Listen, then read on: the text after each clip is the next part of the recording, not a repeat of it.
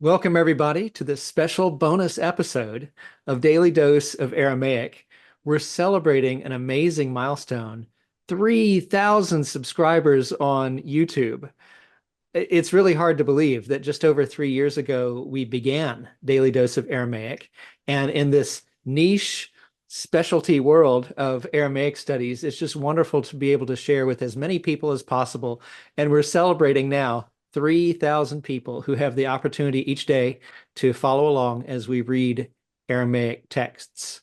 And from time to time, we have the wonderful privilege of speaking with people who have made their mark in various ways in Aramaic studies. So today we welcome Dr. Margaretha Folmer. Dr. Margaretha Folmer is a university lecturer at Leiden University, their Institute for Area Studies, as well as an assistant professor at the Free University of Amsterdam, teaching Biblical Hebrew. She's a specialist in Aramaic studies and has authored a large corpus of Semitic studies literature spanning almost 3 decades, with the majority of her works focusing upon issues in the study of various Aramaic dialects. To mention just a few, the published edition of her Leiden dissertation is The Aramaic Language in the Achaemenid Period, a Study in Linguistic Variation. With Holger Gazella, she edited Aramaic in its historical and linguistic setting, a valuable collection of articles covering both ancient and modern Aramaic. And her most recent book is the edited volume Elephantine Revisited, New Insights into the Judean Community and Its Neighbors. So welcome, Dr. Folmer. Thank you, Professor Kellum, for inviting me to your podcast on this very special occasion. It is really a big honor for me. And congratulations with the 3rd anniversary of your podcast, and congrats with the impressive number of followers that you have. Well, thank you. Probably our viewers are wondering, what's the elephant doing behind you? Do you want to tell us? Yes, sure. Last weekend, so 2 days ago, 3 days ago, I was in Berlin. I just put my head aside. I was in Berlin to visit this special exhibition on the tiny islands, and it is really a wonderful exhibition. It showcases a lot of texts written in Aramaic, but also in an enormous amount of other languages. In total, I think 11 or 12 languages are attested on Elephantine. And we had a wonderful introduction by Verena Lepper. She is head of a huge project which resulted in this impressive exhibition. And for the first time in my life, I was able to see many texts that I've never seen before, only in printed volumes. But now I saw the manuscripts. Berlin houses a lot of these manuscripts, a lot of these papyri. So some of them I had seen before, but most of them were completely new to my eyes in real life. And there were quite some examples from the Brooklyn Museum, which houses quite a lot of Aramaic papyri as well. So this was wonderful. And we went there with some staff members and with students, and it was just a lot of fun. So I enjoyed myself, and I hope that I can make other people enthusiastic to visit. You still have about 2 weeks to go, I think. So it's not a long time, but perhaps it's possible. Okay, well, let the word go out then that in Berlin you can see firsthand these documents that we've read about. We read textbooks about and see images, perhaps even of manuscripts, but you can see the actual manuscripts there in Berlin. Yeah, it's so special. It's so special. And I did my dissertation on this topic, so for me it's very special. Yeah. Yes. Well, Dr. Folmer, as we continue to talk, may I ask you, can you share what led you to become an academic, a specialist in the field of Semitic studies? Yeah, sure. It's always difficult to explain that because there are a lot of funny stories around it, but I won't tell you all the funny stories. Some of them are quite embarrassing, but well, it's always, yeah, I think in my case at least, it was partly coincidence and partly luck and partly the result of making deliberate choices. Um, in the time I was in high school, I still had my father around, who was really a great. Well, he really inspired me to do a lot of things. And I had very good high school teachers, and they noticed that I had an interest in ancient languages and ancient history. And my history teacher happened to be the also the how you call it in English, the counselor, the school counselor. So yes, the person who guides the students to their new studies environment. So they contributed a lot, and another, well, that is how I entered university in the first place. I was told both by my father and by my teachers independently, why won't you study Assyriology? Well, I ended up in studying Akkadian for my first degree, Mm. but my main language was Hebrew. So Hebrew was my main language then. But indeed, I took Assyriology. But yeah, that was only the beginning. And during my studies, I must say that I had the luck, really the luck, to have very good and inspiring teachers in university. So um, my later PhD supervisor and uh, teacher in university was Professor Hofdijzer. Together with Karel Jongeling. Karel Jongeling introduced me to the basics of Hebrew, and both of them are known, of course, from the Dictionary of Northwest Semitic Languages. So this was, yeah, I have been brought in contact with Northwest Semitic inscriptions from the very beginning of my studies. So that was one thing. They gave me a very solid training in Hebrew. We also had Jan Fokkelman, who was well known for his literary approach of the Hebrew Bible. And there were many others. We really had a very big department at the time. So I had the opportunity to learn a lot of Semitic languages. And then later on, I had a chance to go to the Hebrew University in Jerusalem. And there I took lessons with Jonas Greenfield, and Mm. that was another wonderful teacher. So I took with him, I took Ugaritic, I remember, and Phoenician and Aramaic inscriptions. And that also brought me in the field of archaeology. So I did a combination of Northwest Semitic epigraphy and archaeology, which is, of course is a very good match. And when I returned to the Netherlands, then I had the opportunity to continue with a PhD dissertation that was suggested by Hofdijzer. And I took the opportunity, and that is how I remained within the field. Yeah, things could have been differently, of course, if I wouldn't have had that opportunity, but this came on my path, and I was very happy with that. Mm. Well, I think our subscribers to Daily Dose of Aramaic have the same feeling about these languages. This is an area of interest, and it's exciting to be able to speak with you about it and to hear about how you got entrained into the flow of Semitic studies as well as specifically Aramaic. Well, Yeah, let me ask you this, if I may. Leiden is an sure. internationally renowned research university in the Netherlands. So, out of curiosity, do you teach in Dutch, English, or both? And which language do you think provides the best learning environment for the majority of your students?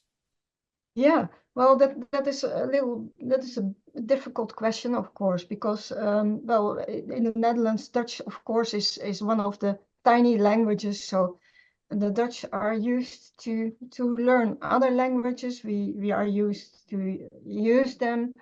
If possible, I teach my students in their own language, so in Dutch. But this is not always the case, of course.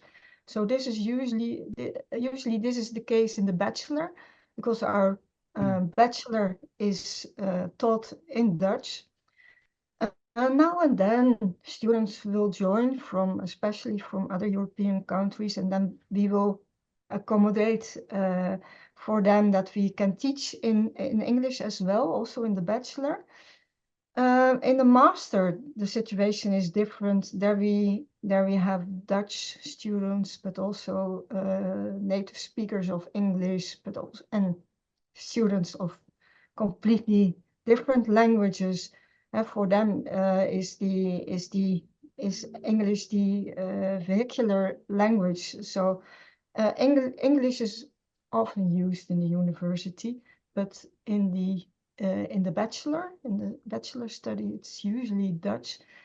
And yeah, one of the I do not really have a problem with English, with teaching in English. I'm always happy to do so, but what I notice is that if you all have a different native language, then in teaching and also especially in the translation work, Hmm. and you see a kind of bleaching of the language. So you lose the subtleties. There is the risk of losing all kinds of nice things. The richness of the language may get lost, and especially with courses like Daniel Aramaic, I find it sometimes very, yeah, really a pity that we lose a lot of things while translating. But yeah, on the other hand, it is good that as many people can learn the language as desirable. So uh, I'm completely happy with teaching in English. Hmm. I think many of us may not have thought about the multi-language classroom trying to read ancient texts and then to communicate with each other about the Yeah, meaning of the ancient text when we're not speakers of the same native language. So yeah, that's just an yeah, interesting dynamic that I yeah. suppose you experience quite often there. Yeah, that is. So that is in teaching, but also in publishing, because if I publish, I want to have my English corrected. Yeah, I don't trust my own English too much to publish it right away. It depends now and then.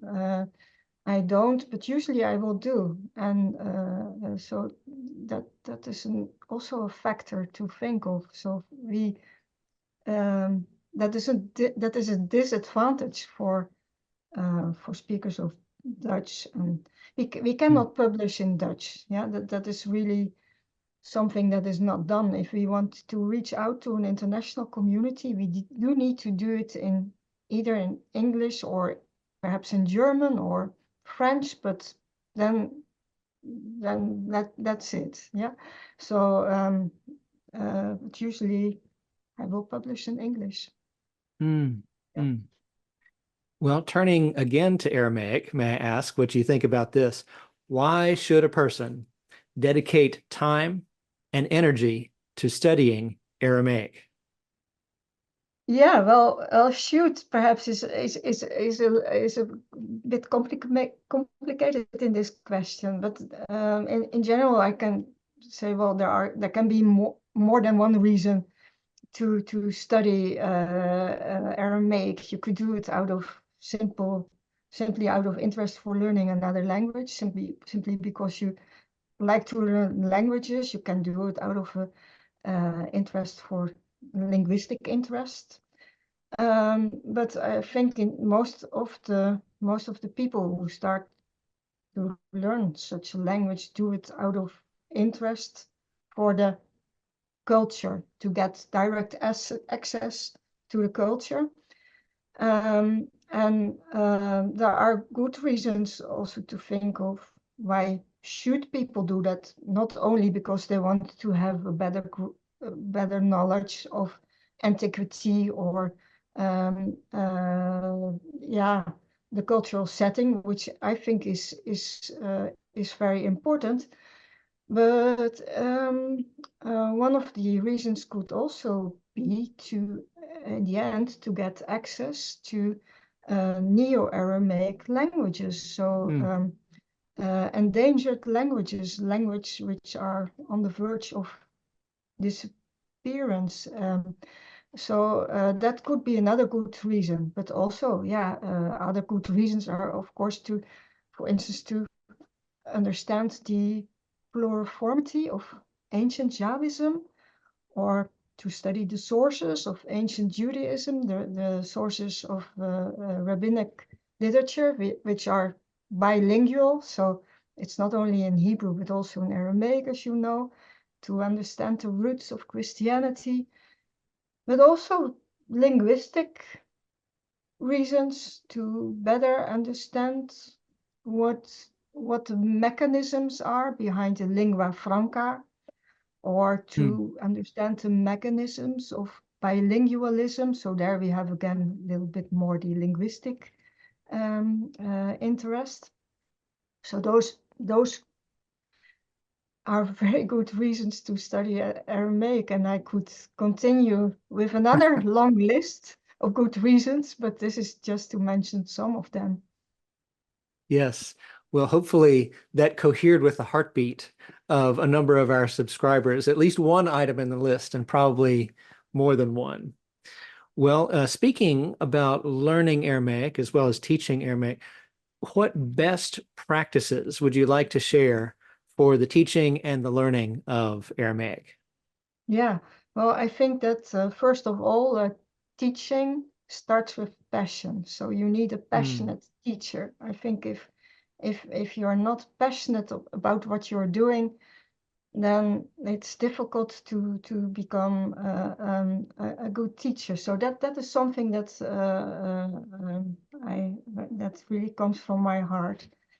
A lot of things of best practices, they are true for Aramaic as well as for Hebrew. Yeah, so Yes.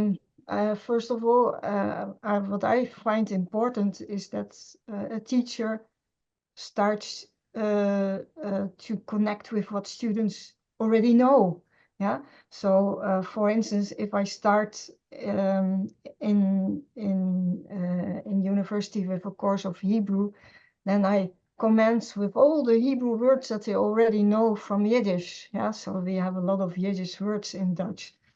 Oh, But you also can think of important words and or well-known words in Aramaic, and well-known noun phrases and sentences that have come to us through translations of the Hebrew and Aramaic Bible. So or their knowledge of another Semitic language. So usually I will have in my Aramaic classes, I will have students that have a pre-knowledge of Hebrew, but now and then it's Akkadian or Arabic, and then I will try to connect to their knowledge of those languages. And it's always fascinating to see the we already know that. Yeah, so the languages, Semitic languages, have much in common, and I always tell them, well, if you know one Semitic language, you can learn another one as well. It's not that difficult. So for me, it's very important to start from the beginning with what they know already, and also what the language has in common, what the Aramaic language has in common with Hebrew. And for that reason, I also appreciate a lot your book on biblical Aramaic, because that is exactly what you are doing from the very beginning. You give them what they already know from Hebrew, and where it is the same and where it is different, and that is really very helpful. Yeah, and in my experience, and that is true both for Hebrew and for Aramaic, after a very basic introduction to the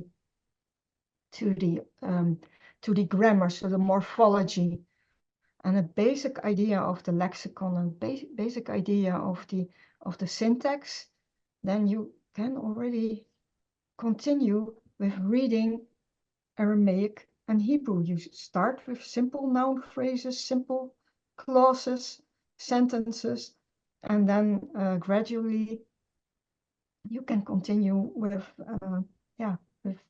with chapters, with literary units, and it is not. In the beginning, I was really a teacher that wanted to explain every single detail of every Hebrew or Aramaic verse, but nowadays I'm changing a little bit, and I think that it is also worthwhile to to get them very fast into these texts, that they become interested in the text, and once they've started, the students, then they will continue to find out. Yeah, but basic morphology and basic vocabulary, that is very much needed, and of course the script, but that is natural. Yeah. Right. Yeah.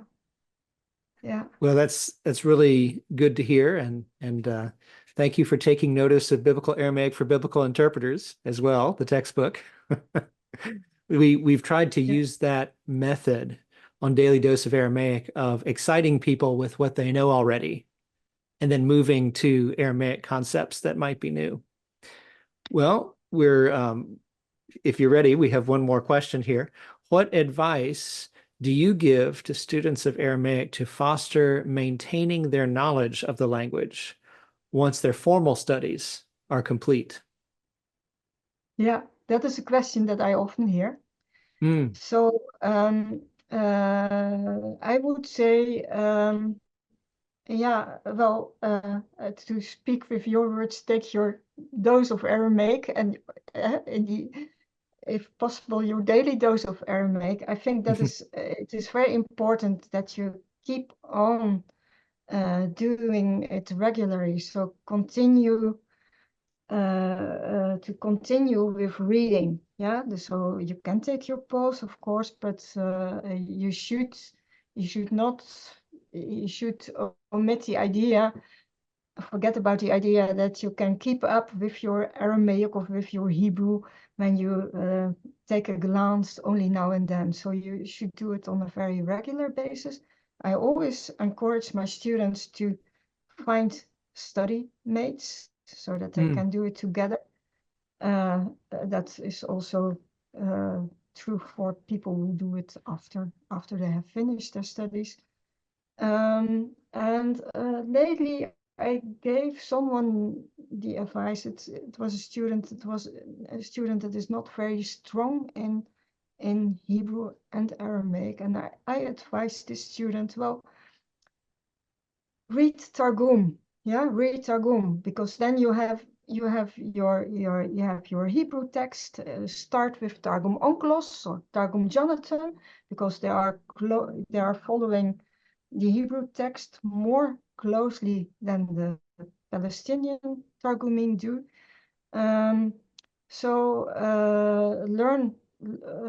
Read Targum. You will improve on your Hebrew at the same time. Yeah, so you catch two fishes. And that is really worthwhile. But I think it all starts. Yeah, it all starts with love for the language. So that is really prerequisite.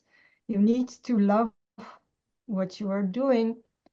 You need endurance, but it is also very good idea to find friends to study with, or teachers. I mean, find a good teacher. There are many good teachers in the world, so find a good teacher. And I think today it's not at all problematic to find online lessons in Hebrew or Aramaic. There is a lot going out there. So That is what I would suggest. Another thing that I also always give my students is don't rely too much on the digital tools, because if you only repeat what you find on screen already, how you say, neatly presented, then you won't learn the language. You really need to use your own brains, yeah, and you need to repeat the passages that you have read. So go through it over and over again, and that is also an advice that I give to my Yes. students, or my former students. Yeah, and well, in a couple of weeks I will start a reading course with students that I had last year for Hebrew, and they want to continue. They even want to continue in the field of Old Testament studies, Tanakh, rabbinics. So we decided to start a group together, and I'm looking forward to that, and they too. Yeah, Wonderful. yeah, I yeah, love the expression that you said there about you catch two fish, right? yeah, When yeah, you yeah, when you study Hebrew and Aramaic together, yeah, that's yeah, one of the things I think we can inspire people about with Aramaic, the similarity between Hebrew and yeah, Aramaic that you mentioned with other yeah, Semitic languages too. There's so yeah, much similarity there. Why wouldn't you yeah, yeah, study Aramaic yeah, as well yeah, as Hebrew if you've yeah, already studied Hebrew, right? yeah, yeah, that is right. Yeah, that is absolutely right. Yeah, yeah, yeah, yeah, So it's not a matter of as much justifying why should you as why shouldn't you, I think. yeah, yeah. Find a good reason. Yeah, yeah, that will be difficult for them. Yeah, yeah, Yes. no, that is true. Yeah, yeah.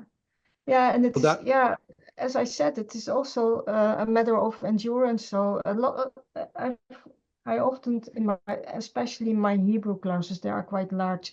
The Aramaic classes are not that large, but the mm, Hebrew classes are. And usually the students enter with enthusiasm, and I'm afraid that they sometimes think, oh, I can do that in my spare hours. But yeah, you really need learning a new language takes time. Yeah, I always tell them it is really a misconception to think that you can put your Hebrew Bible under your pillow and that next morning you will have acquired all the knowledge. It really takes time, a lot of effort, and if you are not willing to take these efforts, then it's very difficult. But if you're really willing to do it, and everyone can learn Aramaic or Hebrew, I'm convinced of that. Yeah, that indeed. is what I would like to add. Well, Yeah, yeah, we teachers certainly want to get across our love for the subject as well as yeah, telling people it's not that hard and the reward is so yeah, great, right? yeah, yeah, yeah, yeah, yeah, yeah, yeah, yeah, yeah, yeah. That is true. Yeah, yeah. A lot of things, a lot of students actually come up with the comparison with mathematics.